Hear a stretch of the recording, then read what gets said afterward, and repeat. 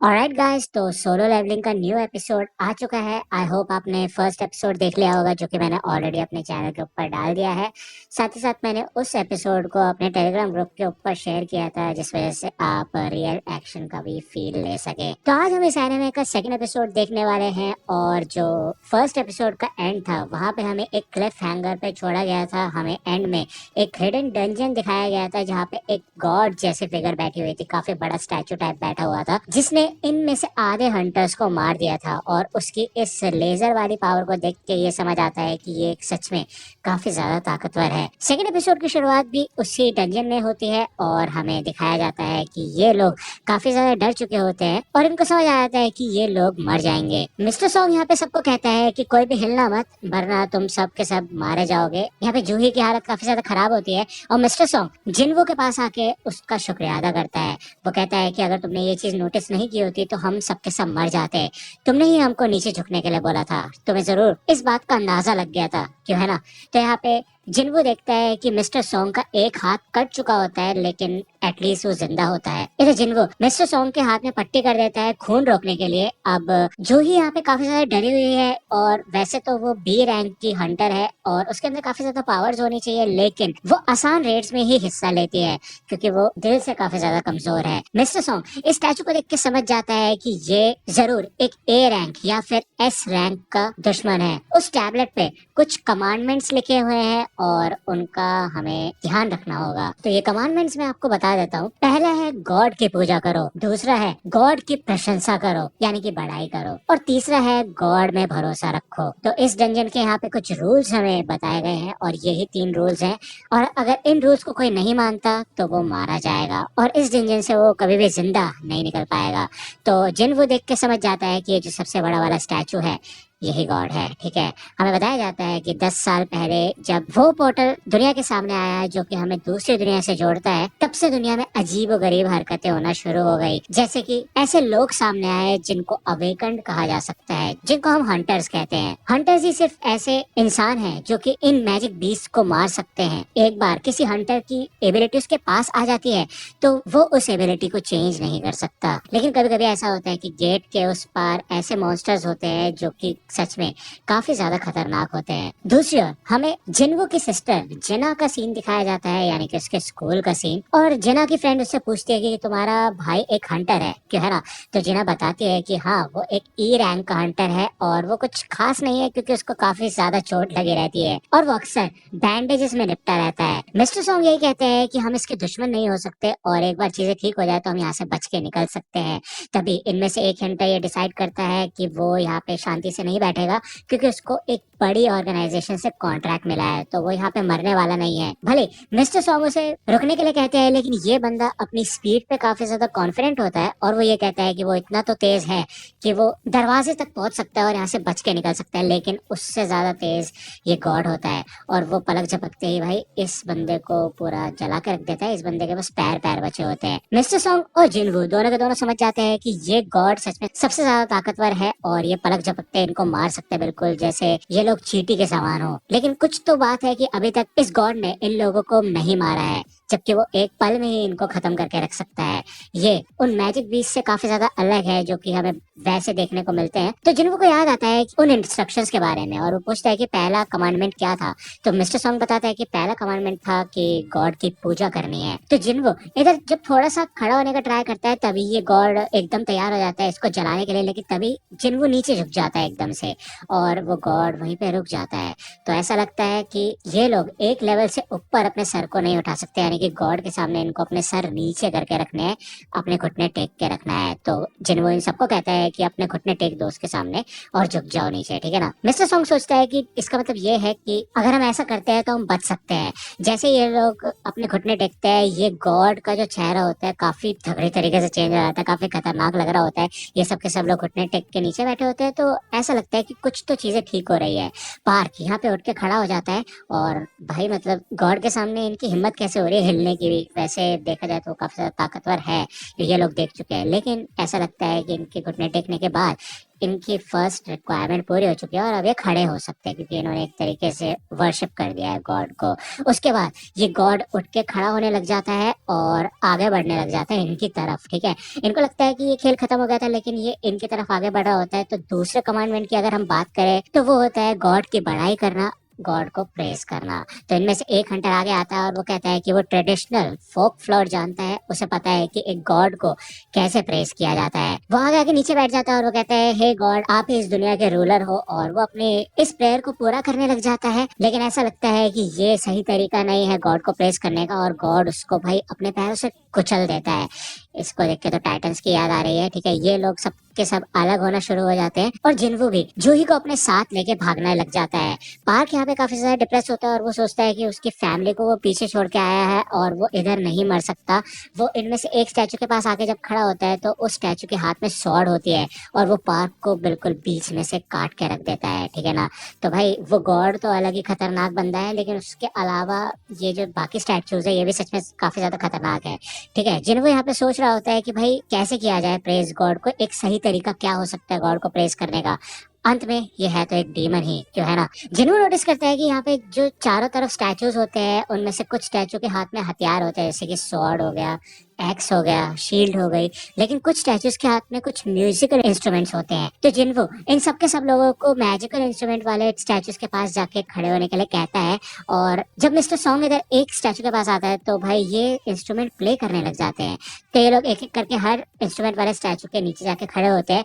जब इधर जिन्वो जूही को लेके इस ड्रम वाले इंस्ट्रूमेंट स्टैचू के पास आता है तो ये प्ले नहीं करता और जिन्वो पलक झपकते समझ जाता है कि इन लोगों को अकेले अकेले खड़ा होना होगा, वरना ये प्ले नहीं होगा। तो जूही को इधर छोड़ के वो दूसरे स्टैचू की ओर भागना शुरू कर देता है और अब सिर्फ वही अकेला बचा होता है जो किसी स्टैचू के नीचे नहीं है, जिस वजह से गॉड उसकी तरफ बढ़ना शुरू कर देता है। यहाँ पे गॉड काफी ज्यादा फुर्तीला होता है और उससे बचने के चक्कर में इधर जिन्वो गलती से शील्ड वाले स्टैचू के पास आ जाता है जो कि उसके ऊपर हमला भी कर देता है। तब भी जिन्वो इधर हार नहीं मानता, वो आगे बढ़ता रहता है उस सिंगिंग स्टैचू के पास। जैसे वो उसके पास पहुंचता है वो स्टैचू सिंग करने लग जाती है, जिस वजह से गॉड यहाँ पे रुक जाता है। और यही तरीका था गॉड को प्रेस करने का। गॉड की स्माइल भी गायब हो चुकी होती है और वो अपनी सीट पे आके बैठ जाता है। इसके बाद ये लोग फिर से अपनी जगह से हिल सकते हैं, कोई दिक्कत वाली बात नहीं है। लेकिन जिन्वो का पैर कट चुका होता है। इधर जूही उसका पैर हील करने की कोशिश करती है और उसको हील करने के चक्कर में वो अपनी लिमिट भी टच कर देती है, उसकी आंखों और मुंह से खून भी निकल जाता है। ठीक है, अब ये लोग सोचते हैं कि अब इन्हें करना क्या है। इधर एक ऐसा टाइम भी आता है जब ये सब के सब लोग मिस्टर सॉन्ग को ब्लेम करने लग जाते हैं कि उनकी वजह से ये लोग इस सिचुएशन में फंसे हैं। खास करके किम ब्लेम करता है मिस्टर सॉन्ग को। ठीक है, तो मिस्टर सॉन्ग यहाँ पे अपनी गलती भी मानता है। अब सिर्फ एक लास्ट कमांडमेंट बची होती है और तभी एक प्लेटफॉर्म टाइप बन जाता है इस पूरे रूम के बीच में। ठीक है ना, जिसको हम ऑल्टर भी कह सकते हैं। मिथोलॉजी में आकर अक्सर देखा जाता है कि गॉड के लिए किसी को बलि चढ़ाना पड़ता है और यही होता है सैक्रिफाइस। ठीक है ना, यही इनको करना होगा। तो किम कहता है कि मिस्टर सॉन्ग की वजह से हम यहाँ पे फंसे, तो इसी को यहाँ पे जाना चाहिए और एक रिस्पॉन्सिबिलिटी लेनी चाहिए इन सब के लिए। तो मिस्टर सॉन्ग इसके लिए कोई भी अपोज नहीं करता और वो आगे बढ़ता है इस प्लेटफॉर्म की ओर। जैसे वो इस घेरे के अंदर जाता है तो यहाँ पे एक फ्लेम जलने लग जाती है। जिन्हों मन में सोचता है कि क्या उसको एक लिविंग सैक्रिफाइस नहीं चाहिए, तो वो बाकी दो हंटर से मदद मांगता है खड़े होने के लिए, क्योंकि उसका एक पैर कट चुका है। वो कहता है कि प्लीज मेरे को उस ऑल्टर के पास लेके चलो। जब वो यहाँ पे इस ऑल्टर के अंदर आते हैं, यानी कि इस घेरे के अंदर आते हैं, तो दो और रोशनी जल उठती है। वो समझ जाता है कि इन सबको यहाँ पे मौजूद होना होगा इनकी आखिरी कमिटमेंट को पूरा करने के लिए। जिन्हों पूछता है कि मिस्टर सॉन्ग क्या हमें कोई बचाने के लिए आएगा, तो मिस्टर सॉन्ग कहता है कि आज 7 दिन हो गए इस डंजन को बने हुए, मेरे ख्याल से वो लोग कुछ ना कुछ तो करेंगे ही। 7 दिन बाद ये गेट पूरी तरह से ओपन हो जाएगा और डंजन ब्रेक हो जाएगा। अब यार डंजन ब्रेक होने का मतलब ये है कि सारे के सारे जो मैजिक बीस्ट हैं वो इंसानी दुनिया में प्रवेश कर जाएंगे और एक तरीके से आजाद हो जाएंगे। इसीलिए ये लोग रेड मिशन करते हैं, जो कि एक टाइम लिमिट के अंदर करना होता है और जल्दी से बॉस को हरा के इस गेट के थ्रू बाहर आना होता है। अगर ये लोग समय पे इस जगह से बाहर नहीं निकले तो ये गॉड असली दुनिया में चला जाएगा और भाई क्या ही तबाही मचाएगा। दूसरी ओर हमें फिर से जिना का सीन दिखाया जाता है, जो कि हॉस्पिटल में आती है अपनी मॉम से मिलने के लिए और सारा का सारा अपडेट देती है अपने मॉम को कि वो अपना नेशन वाइड एग्जाम देने वाली है और उसका भाई आज लेट है। ठीक है, भले उसकी मॉम यहाँ पे सो रही होती है और होश में नहीं होती, कह सकते हैं हम। जिनवो बाकी दो बंदों को भी साथ में बुला लेता है, यानी कि किम और जूही को, जिससे कि ये सारी की सारी फ्लेम्स जलने लगे। उसके बाद ही पता चलेगा कि इनका क्या होगा। जैसे ही ये सब के सब लोग इस घेरे के अंदर आते हैं तो एक और बाहर वाले घेरे में ब्लू कलर के फ्लेम्स जलने लग जाती है और गेट ओपन हो जाता है। पहले इनको लगता है कि ये एक साजिश है और इनमें से एक ब्लू फ्लेम बुझती है और ये सारे के सारे स्टैचूज इनकी ओर बढ़ना शुरू कर देते हैं। मतलब भाई बहुत खतरनाक सिचुएशन है, ठीक है ना। इनकी तरफ बढ़ना शुरू करते हैं। जिनको यहाँ पे समझने की कोशिश करता है कि क्या सीन है क्या नहीं। वो जैसे ही इनमें से एक स्टैचू को देखता है तो वो स्टैचू रुकने लग जाते हैं। जिनको जल्दी से इन लोगों को कहता है कि सबके सब अपनी नजरें इन स्टैचूज के ऊपर रखना, हमें बस इनको देखते रहना है। ये बिल्कुल उस गेम की तरह है जो हम बचपन में खेला करते थे। जब तक हम इस स्टैचू को देखते रहेंगे तब तक ये आगे नहीं बढ़ेंगे। और जिन्हों यहाँ पे काफी कमाल का काम कर रहा है, भले उसकी इतनी वाट लग चुकी है, उसका पैर भी टूट चुका है अब, लेकिन उसका दिमाग चलना बंद नहीं हो रहा है, जो कि काफी कमाल की बात है। ये हंटर लड़की यहाँ पे और झेल नहीं पाती है और इस सर्कल से बाहर निकल जाती है, जिसके बाद ऑरेंज वाली फ्लेम बुझ जाती है और गेट तो खुला ही होता है, तो वो यहाँ से बाहर निकल जाती है और ये गेट भी थोड़ा सा बंद हो जाता है। जिन्हों नोटिस करता है कि ये ब्लू वाली जो फ्लेम्स है धीरे धीरे करके अपने आप बुझ रही है, तो ये एक तरीके से टाइम लिमिट दिखा रही है, ठीक है। और ऑरेंज वाली फ्लेम लोगों को दिखा रही है। जैसे कोई बंदा इस सर्कल से बाहर जाता है तो ऑरेंज फ्लेम भी बुझ जाती है, ठीक है ना। लेकिन ये दरवाजा भी जरूर कोई ना कोई ट्रैप होगा, क्योंकि जो लास्ट कमांडमेंट है वो है भगवान पे भरोसा करना। तो कोई ना कोई तरीका है जिससे वो हमारी नियत को ऑब्जर्व करेगा, उसका पता लगाएगा, यानी कि गॉड, ठीक है। तो दूसरा बंदा भी यहाँ से भाग चुका होता है। सॉन्ग पूछता है कि हे जिन्वो, क्या तुम्हें कुछ समझ आ रहा है यहाँ पे चल क्या रहा है? तो जिन्वो कहता है कि बस हमें ऐसे ही रहना है और इन स्टैचूज को देखते रहना है। ये ब्लू फ्लेम एक टाइमर की तरह है, जब ये पूरी तरह से बंद हो जाएंगी, सारी की सारी ब्लू फ्लेम बुझ जाएंगी, तब हम आसानी से इस जगह से बाहर निकल सकते हैं। तो मिस्टर किम कहता है ऐसा भी तो हो सकता है ना कि ये ब्लू फ्लेम बुझने के बाद हम हमेशा हमेशा के लिए यहाँ पे बंद हो जाएं।